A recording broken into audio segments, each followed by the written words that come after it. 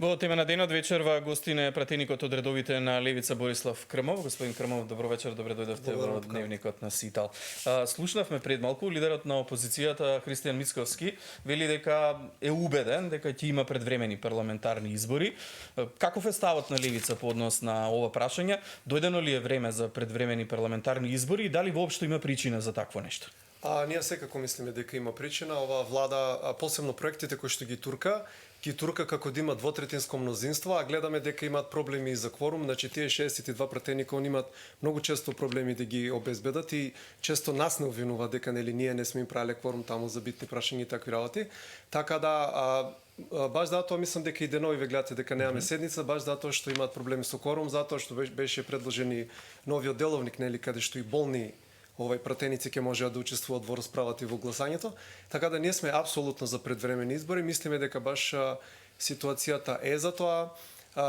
Гледаме докаде се преговорите со Бугарија, гледаме реформата образованието која се турка без консензус насила. Така да ние како по најновите анкети кои што излегоа, Левица е единствената партија за која што има ентузијазам, значи сите партии, буквално сите партии од државата бележат пат, додека Левица бележи раст и тоа клучен раз да речеме од завршувањето на изборите до сега во тие 4-5 месеци кога излезе анкетата, значи ние имаме плюс 250% раст на нашиот рейтинг и тоа баш во една вака доста смешна ситуација кога бевме без пари практично, кога нашите пари останаа заробени во евростандард со стече. Така да ние апсолутно сме спремни утре да има избори, да поддржуваме секоја иницијатива за Ви поддржали иницијатива на ВМРО ДПМН ако биде на било која партија, да, секако. секако.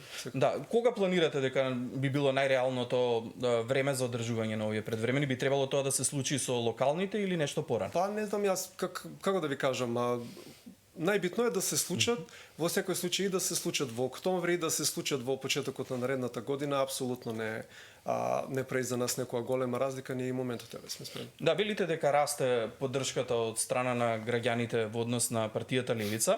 Во овој пратенички состав, впрочем, добивте 2 пратенички места, да. Вие сте пратеник е и лидерот на партијата професорот Апасиев, меѓутоа некако видовме нешто на што не сме навикнати во собранието од страна на пратениците токму на Левица и голем број на критики и осуди и во однос на она што се зборува во собранието и во однос на коментарите кои што често лидерот на партијата Пасиев ги пишува на социјалните мрежи. Една таква сериозна осуда предизвика коментарот "Децата крв ќе ви пукаат", која што беше објавена на неговиот Facebook профил. Остро реагира од владеачката партија, неодамно остро реагира на тоа тврдење од страна на лидерот Пасиев дека вице-премиерот за европски прашања е шпион на Америка.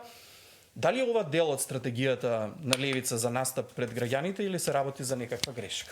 Па ако стратегија нарекувате нашата искреност, тогаш да. Значи ние настапуваме искрено, ние настапуваме без ракавици, значи без свилени ракавици, ние одбиваме политичка коректност. За прв пат мислам од 91 до сега луѓето конечно чувствуваат дека нивниот глас вреди, дека тие се чувствуваат прв пат застапени во собранието. Претходно политиката за прв пат почнуваат во политичкото да веруваат. Што се однесува вака до критиките до лидерот Апасиев, ја мислам дека тие критики всушност доаѓаат од едни центри, значи тоа не се критики од народот одоздолу, од огромното мнозинство на народ кој што пати овие 30 години, него тие доаѓаат од одредени политички центри кои што инсистираат на политичка коректност, од нашите политички противници, од нивни центри на моќ и така натаму. Меѓу другото ќе видите, значи ние ако сме арогантни и дрски, ние секој сме арогантни и дрски со моќните, со заштитените, што тие што живеат во бели палати, додека со обичниот народ, ние сме скромни и народот тоа го чувствува и на некој начин тој изблик на гнев кој што го гледате и кај мене и кај претседателот Апасиев еден вид народниот гнев кој што излегува од оздола, кој што досега не беше застапен собранието и сега прв пат после 30 години е застапен. Пред малку видовме една објава на лидерот на опозицијата Мицковски во која што вели дека претседателот на собранието го известил дека е одбиена иницијативата за укинување на законот за попис поради тоа што во иницијативата е наведено името Република Македонија за собранието и за законот кој што би требало да се однесува на Република Македонија. Како гледате на тоа што поради оваа причина е одбиена ваквата иницијатива? Како да ви кажа, ја го разгледав тој случај, сега колку што јас сватив, службите ја примиле иницијативата, но претседателот на собранието ја одбил. И сега јас колку што знам, не е на председателот на собранието за било каква техничка грешка или било што да одбива. Значи таа иницијатива требало и морало да биде пренесена до матичната комисија. Тоа би требало да биде комисијата за европски прашања кој што го разгледуваше предходниот што го разгледуваше законот за попис, па таму они да расправа дали има технички недостатоци. Ово апсолутно не е на председателот Џефери да одбие, така да ова е еден мал каприц, како да кажам, според мене. Левица е единствената партија која што го оспори законот за попис пред Уставниот суд. Какви се вашите очекувања од Уставниот суд и што би било прифатливо за Левица како политичка партија? Би прифатиле одложување кое што би значило одржување на пописот во мај-јуни или барате целосно нов закон?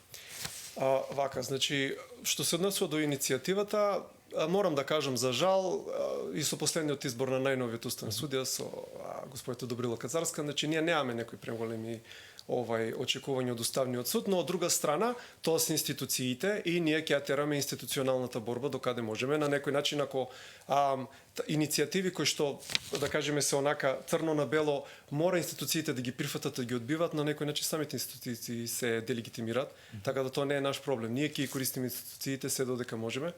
А од друга страна, што ме прашавте за дали за вас е прифатливо одложување значи, на ние пописот? бараме пописот да се одложи за наредната година, затоа што тогаш значи да речеме за април наредната година, зашто до тогаш ќе заврши во голема мера, сега видовме имавме нова вести за вакцинирањето дека најверојатно би почнало негде во февруари и би требало да заврши во април наредната година. Значи тоа е едно, а од друга страна апсолутно е потребен нов закон.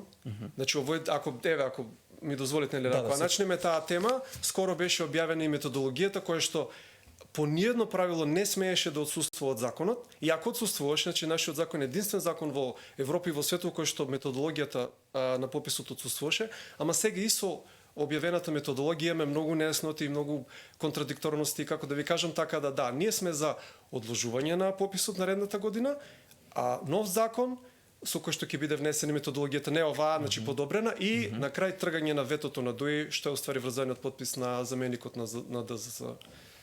Така, вие излегувавте и со информации дека веќе има договорено и процент на тоа како би завршило попишувањето со ваков закон за попис. Како ги коментирате овие последни реакции, несогласувања помеѓу двајцата директори во однос на тоа дали некој ќе може да споделува некои информации или не со попишувачите? Па како да ви кажам, јас каде се видело заменикот да го дисциплинира директорот, ја веќе напишав еден статус на таа тема. Значи ние преку тие нивни како да ги наречеме кавги во јавноста, ние уствари гледаме кој тука ја води целата работа, тоа е апсолутно ДОИ. Значи со сите работи кои што се внесени во законот, се гледа кој го раководи целиот процес. Така да, како да ви кажам, и покрај сите ветувања на директорот, после објавување на методологијата апсолутно не може да се верува. Значи чак ја можам и да ви објаснам како прилика би идело целиот тој процес.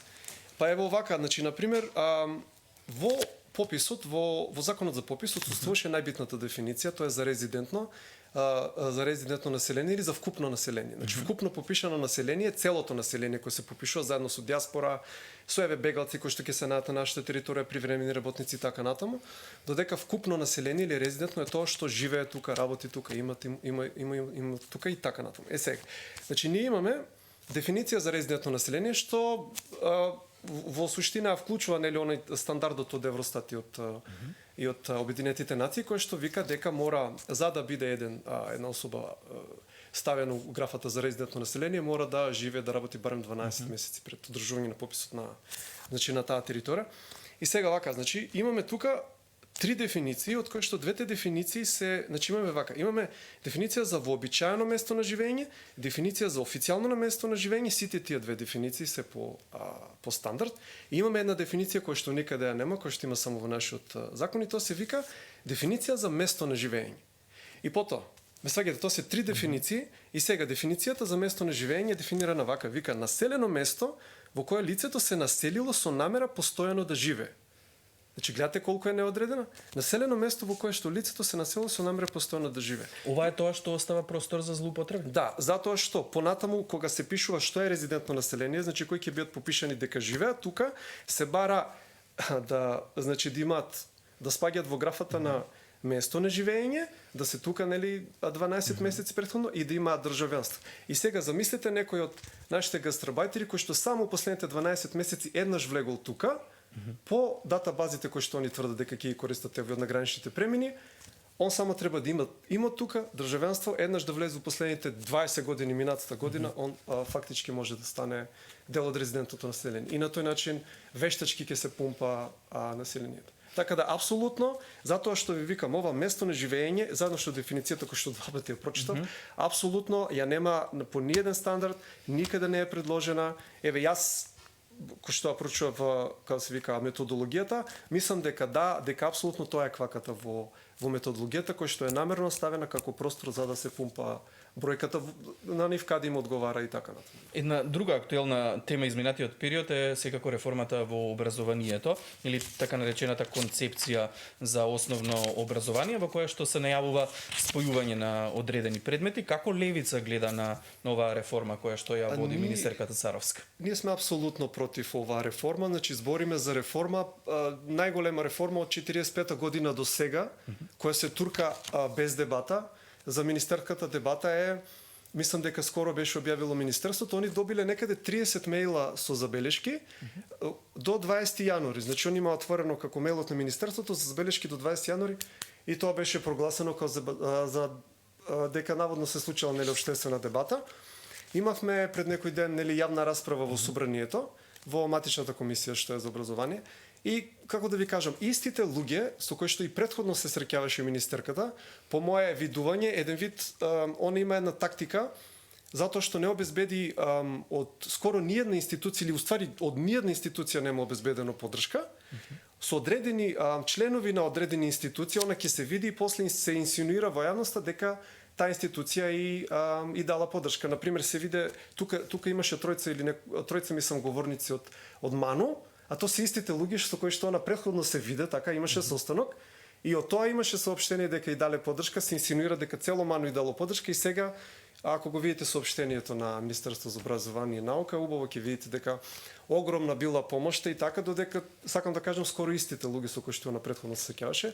Значи, стратегијата е затоа што ниедна институција не и даде овај поддршка, да се среќава со одредени индивидуалци и после тоа да се спинува во јавноста дека... Гледате ли некаква поврзаност на оваа најава за реформа во образованието со процесот на преговори кој што паралелно се води со соседна Бугарија? Ние апсолутно гледаме поврзаност, чак не само тоа, туку еве и пописот можете да го ставите. Значи, имаме една ситуација кога сме бомбардирани ние со закони и посебно со закони и законски решенија вакви од огромна важност, кои што се носат без консензус. Еве, например, земете го и законот за Агенцијата за разузнавање, беше донесен на сличен начин како законот за попис, со европско знаменце, без консензус. Тој е првиот закон за безбедност без консензус донесен. Со 62 пратеника. Ме саѓате. Значи, ние апсолутно гледаме поврзаност, веќе и излеговме со некои шпекулации, значи луѓето кои што веќе се вклучени во работата околу пописот, значи и членови на институциите и така натаму, ние се сомневаме дека освен што ќе се случува одредено пумпање на гласачи од страна на ДУИ, кои што автохтоно ја губат веќе поддршката од македонскиот албанеци, сега треба вештачки да се надува таа бројка. Од друга страна, ние се сомневаме дека вештачки ќе биде симнувана бројката на македонскиот етникум и ќе биде за прв пат воведено со доста висок процент бугарско малцинство. Кој ќе изгуби од целата оваа ситуација?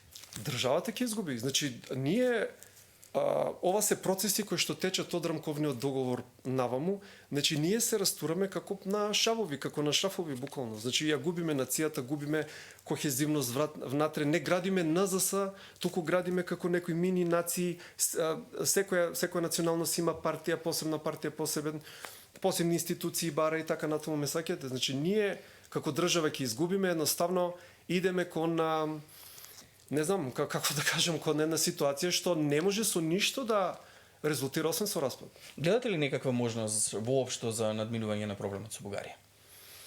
Па тешко, еве ако ги земеме чак изјавите на председателот Пендаровски, а и на шефицата на бугарската дипломатија Захариева, они кажаа дека еве после изборите дека најверојатно нивните стави уште потврди ќе стават. И јас мислам дека нашите политичари многу наивно веруваат во меѓународниот фактор дека тој ќе ја заврши работата. Слично како со Преспанскиот договор, така имавме некое чувство дека ние сме во право, го добивме случајот во ХАК, а всушност се случи, на нас насила ни беше наметнат Преспанскиот договор и сега се јавува истото, нели, новата администрација на Бајден ќе го решила проблемот и така. Не гледаме наша страна борба, за жал. Нашите политичари мора да сватат дека е на нас ние да се избориме, не на некој од страна. И ова веќе го имам кажано, значи слично како со Преспанскиот, ние мислиме дека сега нормално притискот прво ќе биде на бугарската страна, ако бугарската страна не покликне, целосно ќе биде притисокот на нас и ако историски ако видиме последните неколку години како нашата дипломатија делува, сервилно како се предава уште веднаш на најмал притисок, се плашиме дека не чека некој договор сличен на Преспански. Господин Крмов, само за крај во интерес на времето, едни два меѓународни извештаи или рангирања кои што покажа сериозно назадување на Република Македонија во однос на борбата со корупцијата. Тоа е рангирањето на Transparency International во однос на индексот за перцепција на корупцијата, каде што годинава Македонија го доби најлошиот резултат во историјата. И извештајот на Економист кој што вели дека земјата е еден хибриден режим. Каков е коментарот на левица? Реални ли се ваквите извештаи? Апсолутно се реални, чак мислам дека и може би си и преблаги. Значи ние Димитар, например, нашиот председател, што претходно збореше дека ние живееме во хибриден режим, дека горевизмот се надгради во заевизмот, фактички една фамилија заменивме со друга. Значи сега имаме историски најлош резултат, како што рековте, ние сме на 111 место од 45 поени што ги имавме 2014 нели од страшниот режим на Груевски, сега ние сме на 35 поени паднати и колку места повисоко. Значи тоа е вид катастрофа и забележавте кога излезе тој резултат, Билјана Ивановска, председателката на антикорупцијска, се судири еден вид со владата, немала она доволно, иако као имала формални ингеренции, немала доволно помош, иако заборава дека таа всушност не е пред владата одговорна, него е пред собранието, ако и треба некоја помош, треба да ја побара од нас. Имаше и одири, еве вака да спомнам, баш мислам дека беше одири, беше една анкета колку македонскиот народ верува во правосудството и мислам дека беше катастрофална бројка, околу само 2%. А 72% помалку или повеќе не веруваат. Значи што очекувате вие во таква ситуација? Борислав Крмов, гостин во тема на денот, ви благодарам за гостувањето во дневникот на Сител.